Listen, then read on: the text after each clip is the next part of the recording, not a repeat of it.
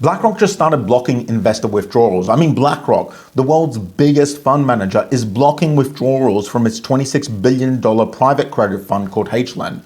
The media is calling this routine liquidity measures to protect long-term value, which is just complete nonsense. And it's not just BlackRock, by the way, in this $26 billion. This is the third private credit fund to do this in the last few weeks. Private credit is a $2 trillion industry. If you were here in 2008, you know what that smells like. My name's Nick. I've been a professional investor and unprofessional trader for 24 years. Before we start, I'm not a financial advisor. This is not an inducement to buy or sell any assets. And most importantly, do not take financial advice from some random dude on YouTube. Let's figure this stuff out together. So right now, Wall Street is aggressively pushing something called private credit.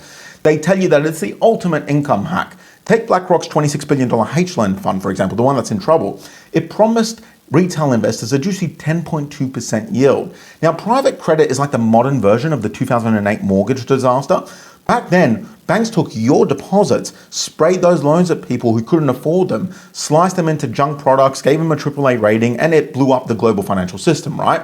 After that, regulators forced banks to tighten up lending standards. So things got much stricter, and a lot of borrowers, including businesses, started getting denied for loans. Enter private credit. If a bank won't touch you, don't fix your balance sheet, don't sort things out with your business. Just go to private credit. These funds are set up by giants like BlackRock and others, and they are not using their own savings. No. They are using your money from pension funds, insurance products, and other client portfolios. In other words, they're gambling with your future. They funnel that money into risky, highly leveraged companies that banks don't want to lend to, fully aware that when the cycle turns, a lot of that money is going to go bad, right? But why should they care? If it works, they keep the fees. If it doesn't, it's your retirement that disappears, right? Not theirs. That's private credit in a nutshell. A shadow banking system you probably have exposure to, even though your pension statement or financial advisors never really spell it out in plain English. And to make you feel safe, they promised quarterly exit windows. Basically, you can take your money out quarterly, no problems. You can leave whenever you want, right? Well, 9% of investors tried to leave this quarter. That is double the amount that tried to leave last quarter. So what did BlackRock do? They paid out 5% and told the rest, nah. They approved $620 million in redemptions and locked the remaining $580 million inside the fund. And to those who got stuck, they said, you should have read the terms and conditions, because when you invest with BlackRock, your money is their money and they only give it back to you if they feel like it, allegedly. So let's talk about exactly why this is happening. And by the way, if my voice sounds weird, it's because I was at a party last night and I was doing a lot of screaming, so sorry. And this really comes down to the fundamental scam of these funds, right? HLEND is a business development company, or a BDC. Think of it like this. It's like a lending company owned by investors. You put your money in, they lend it to mid-sized businesses, and the interest flows back to you. They get a fee, right? But here's the catch. Those business loans take years to mature, and they are incredibly hard to sell. So when everyone rushes for the exit at once, they cannot actually pay them. Well, I mean, they can pay a bit. Imagine it like this, right? There's a line at the bank. You get to the front of the line. You've asked for $10. They only give you $6. That's essentially what's happening. And it's not great. But here's the bigger problem, the fees. HLEND, BlackRock, with their HLEND fund, charges a 1.25% management fee on its $26 billion in assets. That is $325 million a year in fees alone. And here's the beautiful part for BlackRock. Locked money pays the exact same fee as accessible money.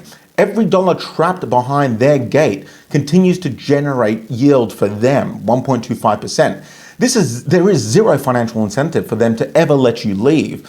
But maybe this is just a one-off issue with BlackRock, right? Maybe it's just BlackRock. Wrong.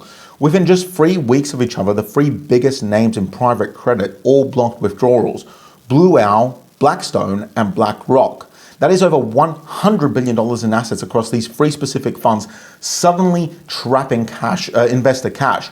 But the entire private credit industry is over $2 trillion, so there's a lot more money to go. This is why the smartest guys in the room are sounding the alarm. Mohammed El-Arian just asked if this is the canary in the coal mine moment, comparing it directly to August 2007. Jamie Dimon warned investors that when you see one cockroach in private credit, there are probably more. I mean, if even Jamie Dimon is calling something out, you know that there's a big problem. And portfolio managers are now calling private credit this cycle's subprime mortgage disaster. Not because the instruments look identical, but because the underlying mechanism of hiding risk is exactly the same. We are talking about a $2 trillion industry here. It has grown 5 times over since 2009. And unlike normal bank accounts, there is zero FDIC deposit insurance to save you. If the underlying loans default, you take the hit because it's your money. In 2008, the banks took your deposits and gambled with them, but that money was somewhat insured. I mean, we ended up bailing them out anyway, but whatever.